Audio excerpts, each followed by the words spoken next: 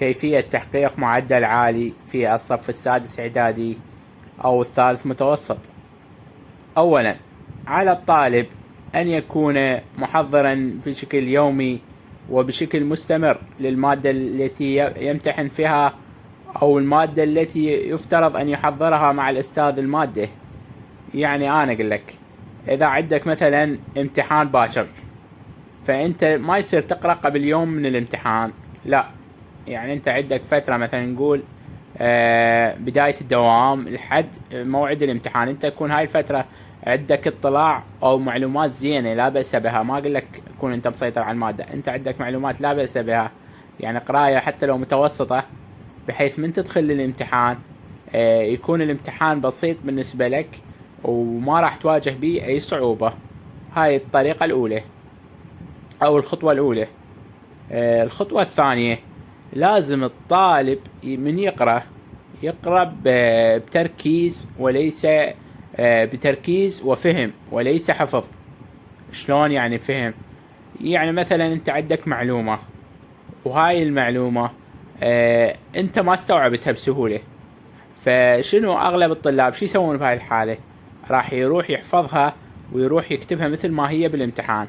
بس هاي الطريقة انا اشوفها غلط. ليش غلط؟ لان انت عندك امتحانات هواي ومواد هواي، فانت راح تحفظها مؤقتا المعلومة. مرور الايام راح تنسي هاي المعلومة، فراح تضطر تحفظها مرة ثانية، وهذا الشيء مو بصالح الطالب. فالطريقة الامثل هي الفهم. شلون الفهم؟ يعني تفهم المادة وتركز بيها، وحتى لو تسمع ملاحظات من أستاذ المادة أو اليوتيوب أو أي برنامج يعني ثاني، تليجرام أو غيره، راح تسمع الملاحظات وتدونها، وراح شنو هاي راح تستفاد، لأن هاي المعلومة راح تظل ببالك وما راح تنساها حتى لو الامتحان عبر عليه أكثر من شهر. الطريقة الثالثة أو الخطوة الثالثة، لازم تدون الملاحظات أو أي معلومة تعرفها تدونها على الكتاب أو الملزمة أو أي شيء أنت تعتمد عليه.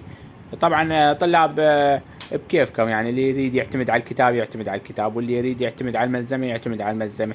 بس إذا ملزمة لازم تبحث عن الأستاذ المضبوط، الأستاذ اللي يعني يكون كاتب ملزمته مشابهة للكتاب من حيث المعلومات، لأن اكو بعض الأساتذة يضيفون معلومات أو ينقصون معلومات من الكتاب، وهاي مو بصالح الطالب. يعني تعرفون المنهج الوزاري هو يعتمد على الكتاب اعتماد كلي. أي معلومة أو أي شيء تحتاجونه، فقناتي موجودة للتواصل أو للاستماع إلى المعلومات. فأي شيء تحتاجونه أنا موجود، وبالتعليقات إن شاء الله أرد عليكم. لا تنسوا الاشتراك ومشاركة الفيديو مع أصدقائكم تشجيعا منكم لنا لكي نستمر إن شاء الله. وشكرا لكم على حسن الإصغاء والاستماع. شكرا.